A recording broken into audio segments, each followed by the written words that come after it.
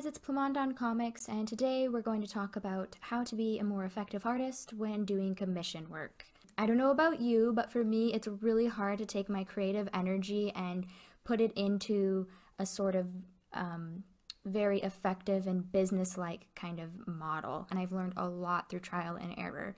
Hopefully I can spare some of you guys from making the same mistakes that I've made in this video today. I have divided this up into 5 important aspects that you need to consider when deciding how you're going to do commissions. The 5 things that you need to consider when making commissions as an artist is as follows. 1. Skill. 2. Demand. 3. Time. 4. Organization. And 5. Your wills and will nots. So now I'm going to go into detail on each section. Number 1 is skill. Something you need to consider is how good of an artist are you? A lot of artists like to say, you know, there's no such thing as bad art and all of this, and while that may be true, there is such thing as being good at a specific sort of art. And if you're going for a specific style, or if you want to do illustrations, if you're doing character design and your anatomy is not very good, then you're not ready to be commissioning people. While you should be confident in yourself and your abilities, you also need to be realistic. So look at your work. Is your anatomy correct? Do you understand the way that lights and shadows work to a proficient standard? You can ask your friends, to be brutally honest, how good do you think I am? You don't have to be Michelangelo, but you should be proficient in what you want to be selling. And so if you're a beginner and you're asking, well, Plam, I'm starting off, but I really want to, make some money, I'd say, don't worry about making money off of art right now. You're not there yet. That's okay. You can't just decide to be a doctor and go out and start taking people's kidneys, right? You have to train. So don't worry about that at this time. Worry about getting yourself to a good, proficient standard. Secondly, you need to think about how much demand there is for your work. Are you a very unique artist? Have you had people asking you on your social media or even in person, oh, I wish I could get a commission from you. Ooh, do you sell prints? Do you do this and that? Those are good ways to gauge about how much revenue you think that you're going to make from this and how much traffic is going to be coming in, because if you want to be a full-time artist, this needs to be something that you can be continuously doing. You can't just be getting a couple commissions here and there, although if this is just, to make a couple extra bucks on the side, that's fine. But if you really want to make this part of how you're making your income, you have to think about your demand. A good way of gauging how much demand you have is by your followers, as well as your interaction with your followers. Do people really like your work? Do they message you on your work? Are they sending you DMs? Again, are they asking for prints? And if you're like, well, I only have a couple hundred followers, or I have 5 followers, or whatever it is, then you might want to work on building your engagement as well as your following, for lack of a better term, on your social media. If you would like more information about how to do that, I could definitely make another video regarding that. I know on YouTube I don't really have that many followers, but I do have a considerable following on several other social media platforms, specifically in regards to my artwork. The third thing that you need to consider is time. Specifically, how much time each commission is going to take you. This is important because, first of all, time is money. So if a commission is going to take you more time, it should be costing more money, right? If it's not going to take as much time, you don't have to expect as much money. If you're really proficient in your work, you can, request more. You need to be able to break your commissions down. For instance, you need, I'll try to show a picture or something so you can see each example that I'm saying, but headshots, a bust or a half body, full body, background work, perhaps line work versus full coloring, full rendering versus flats, what's some others? Character design work versus a full illustration. those sorts of things. You need to decide what kind of work you're going to be doing, how much time each of those different types of commission works are going to take you, and then use that to make a formula for how much money you're going to charge. It's really important that you are making a profit off of this. So I would say never charge anything less than the minimum wage in your area. Make this something that you are going to actually make a profit on. If you are charging $5 per commission, you are not making any money. And I know that you'd say, well, I don't feel like I'm good enough. Well, if you truly feel like you're not worth more than $5 for a commission work, you need to build up your skills. That's what I would say. And then if you're just afraid that nobody will, you know you're a good artist, or you're proficient in whatever you want to be selling, but you're just afraid, I'd say still charge at least minimum wage times however many hours that you think it will take to make a piece of artwork. I say this because, first of all, it will save you a lot of money lost because you deserve to be making this money. It takes a lot of time, effort, and skill to be able to be an artist. And second of all, if you charge less, you're devaluing the worth of artists in the community and, in the public's eyes. So someone who's asking for a normal amount of money might say, well, this artist only charged me this much. And I know it kind of sucks that it's on you to sort of uphold the standard, but we artists need to stick together. So I would say definitely don't charge anything less than the minimum wage. Then fourth is organization.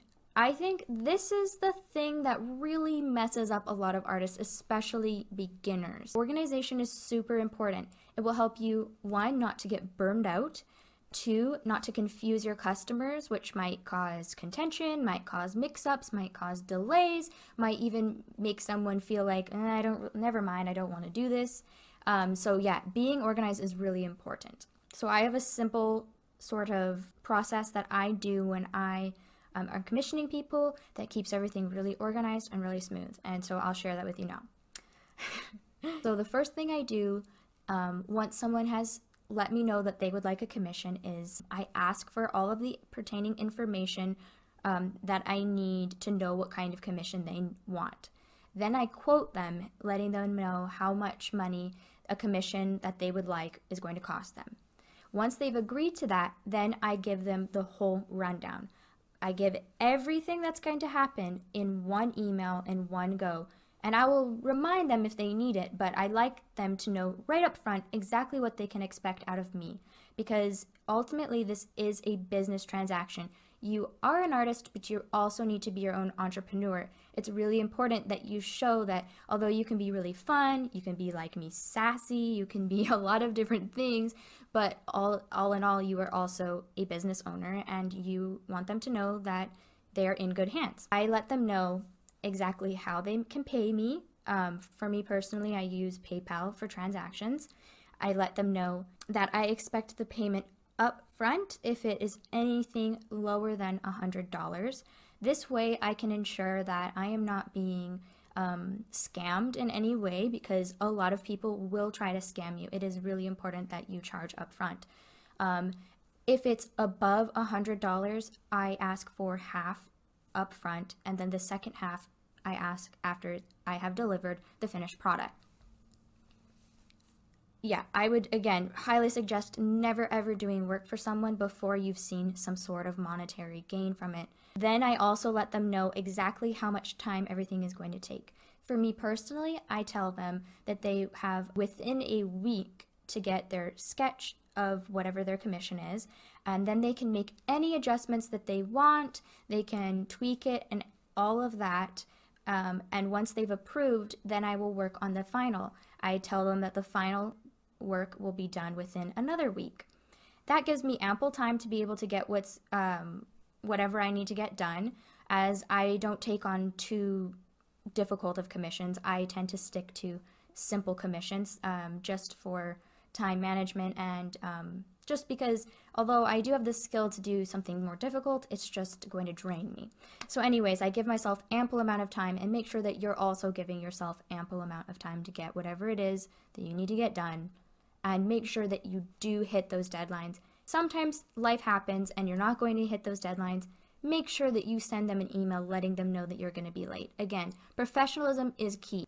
And then I let them know that once they get the final product, they may make some light changes, and because I'm a pushover, I don't charge for anything extra if they're minor changes like different color of eyes or this and that, but you may decide for yourself, you know, if you make any changes after I've sent you the final, there will be an additional charge.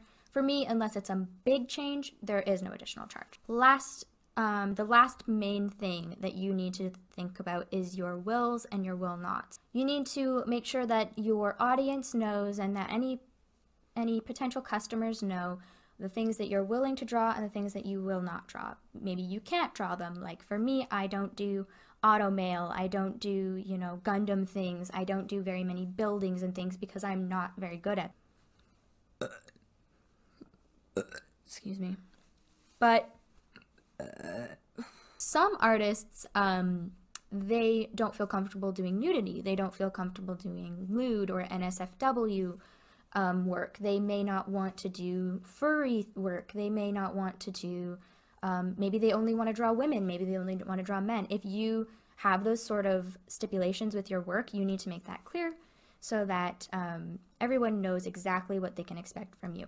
That's pretty much it. Those are my main tips and the main things that you need to think about when you decide to make commission work more of a business. I'd say that these tips are more generated towards people that are hoping to make some profit off of their work, not so much maybe making a couple extra dollars off this on the side. So I did get only 2 questions from my followers. I did get a couple questions from my followers on Instagram about commissions, and so I'm just going to answer those really quick for you.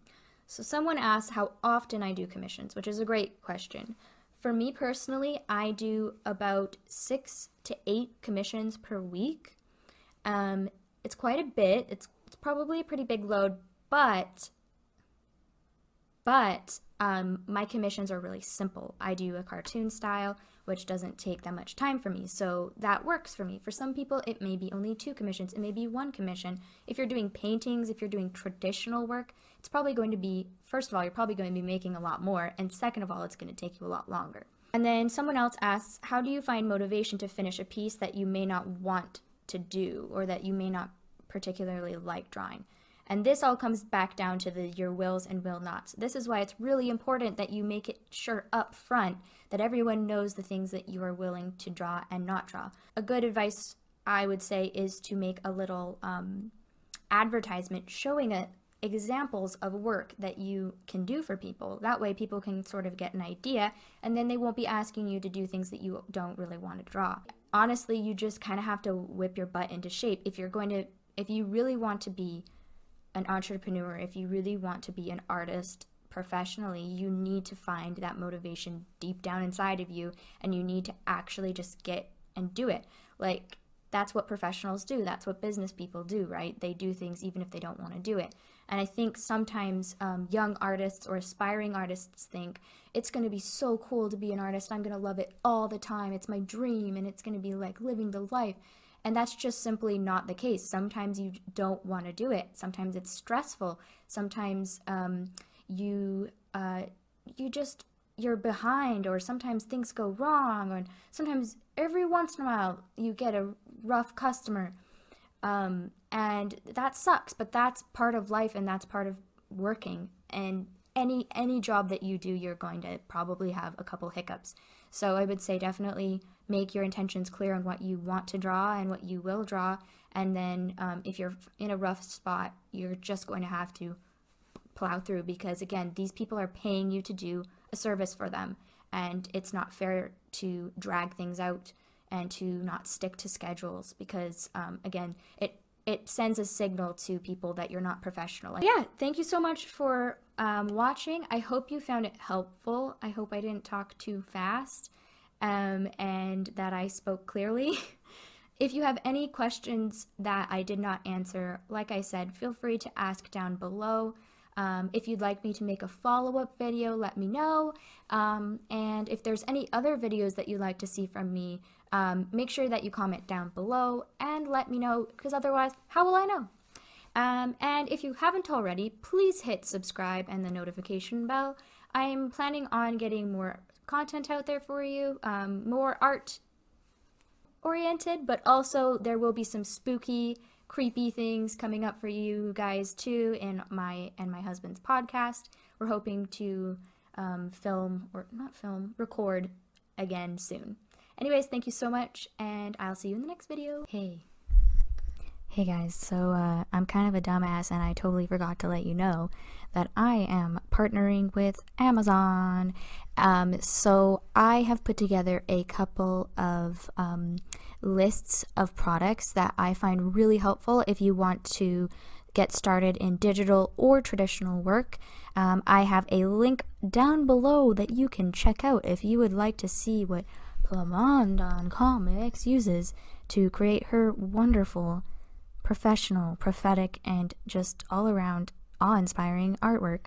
So yeah, take a gander at that list. If you like something, make sure you click on it. I hope it's helpful. I don't really understand how the Amazon influencer thing works, but I thought I would let you know. So until next time.